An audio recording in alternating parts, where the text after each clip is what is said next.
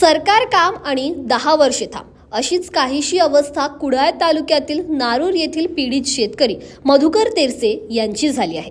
तेरसे यांची भातशेती आणि घर हातेरी नदीलगत आहे। पावसाळ्यात या नदीला येणाऱ्या पुरामुळे त्यांचे शेतीचे नुकसान होत आहे। मागील काही वर्षांपासून हातेरी नदीचे पात्र रुंदावत असून यातील गाळ हा तेरसे यांच्या शेतात जाऊन नुकसान होत आहे। तर नदीलगतचा भाग कोसळल्याने पावसाळ्यात पुराचे पाणी घरात शिरण्याचा धोका उत्पन्न झाला आहे। मागच्या अनेक वर्षांपासून ही समस्या असून तेरसे यांनी वारंवार याबाबत प्रशासनाच्या निदर्शनास ही बाब आणून दिली, मात्र याची कोणीही दखल घेतली नाही। पावसाळा तोंडावर आला असून येत्या आठवड्याभरात काम सुरू केले नाही तर यावर्षीही त्यांना त्रासाला सामोरे जावे लागणार आहे। मी मधुकर सीताराम तेरसे, राहणार नारूर, आणि दरवर्षी ते अतिवृष्टीमुळे पाऊस पडल्यामुळे नदीला पूर येतो, वाळाला पूर येतो।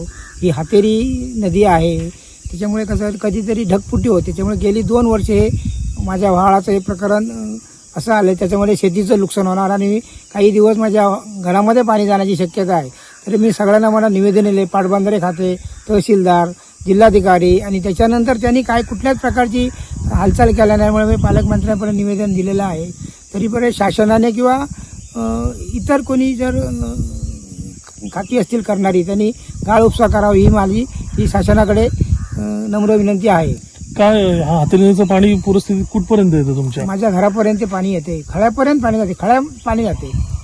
तुम्ही कुठली शेती करता प्रामुख्याने इथे? प्रामुख्याने सगळी शेती करतो मी। पावसाळ्यात भात शेती करता? भात शेती करतो। मग त्यावेळी सुद्धा काय त्रास होतो? पावसाळ्यात शेतीला काय मिळत नाही मला, नुकसान भरपाईचे ते भरपाई हे करतात पंचनामा, पण त्याच्यामध्ये त्याला काहीच मिळत नाही। त्याच्यामध्ये प्रशासनाकडे काय मागणी आहे पुन्हा एकदा तुमची? मला प्रशासनाकडे मागणी आहे की गाळाचा उपसा करून माझ्या घराचं संरक्षण आणि शेतीचं संरक्षण करावं, हीच माझी प्रशासनाकडे मागणी आहे।